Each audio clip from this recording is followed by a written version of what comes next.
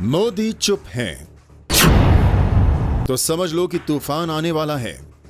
PM Modi की चुप्पी को लेकर इन दिनों सवाल उठाए जा रहे हैं। सवाल उठाने वाले पीएम की चुप्पी को उनकी कमजोरी से जोड़ रहे हैं। कुछ ऐसे भी हैं जो इसकी तुलना सदा मौन मनमोहन सिंह से कर रहे हैं। ऐसे लोगों में अच्छी खासी तादाद उन लोगों की है जो पीएम मोदी के कड़े फैसलों पर हमेशा से कोहराम मचाते आए हैं।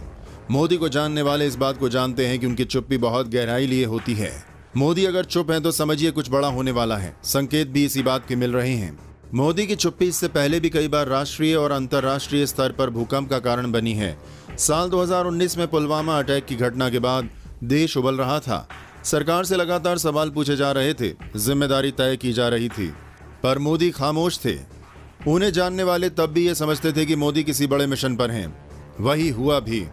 14 फरवरी को पुलवामा हुआ। 26 फरवरी को बालाकोट में सारा कुछ सूद समेत वापस कर दिया गया। इस बीच 12 दिन गुजर गए। मोदी चुपचाप अपने अभियान में जुटे रहे। वैक्सीन का मामला भी इसी तर्ज पर था। राहुल गांधी से लेकर पूरा विश्व अमेरिका की फाइजर वैक्सीन समेत कुछ खास वैक्सीनों के आयात के लिए मोदी पर दबाव बना रहा था, मगर मोदी चुपचाप अपना काम करते रहे।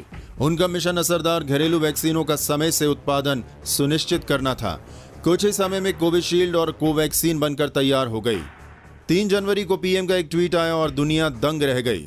मोदी ने अपने ट्वीट में लिखा, ये गर्व की बात है कि जिन 2 वैक्सीन के इमरजेंसी इस्तेमाल को मंजूरी दी गई है वे दोनों मेड इन इंडिया हैं। ये आत्मनिर्भर भारत के सपने को पूरा करने के लिए हमारे वैज्ञानिक समुदाय की इच्छा शक्ति को दर्शाता है। वो आत्मनिर्भर भारत जिसका आधार है सर्वे भवन्तु सुखिनाम सर्वे सन्तु निरामया। देखते ही देखते दुनिया भारत की वैक्सीनों की मुरीद हो गई।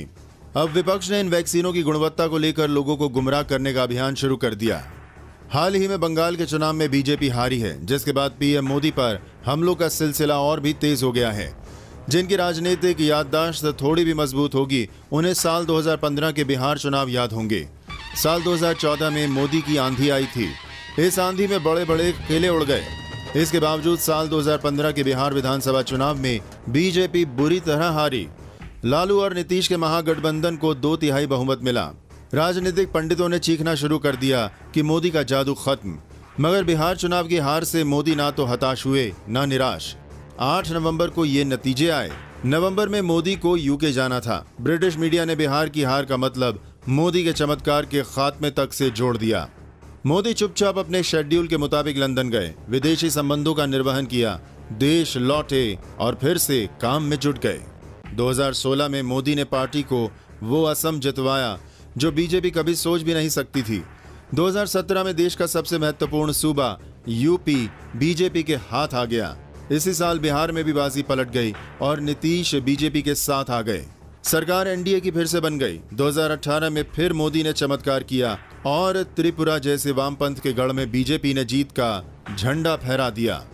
ये सब वो मोदी कर रहे थे जिन्हें बिहार की चुनावी हार के बाद चुका हुआ मान लिया गया था।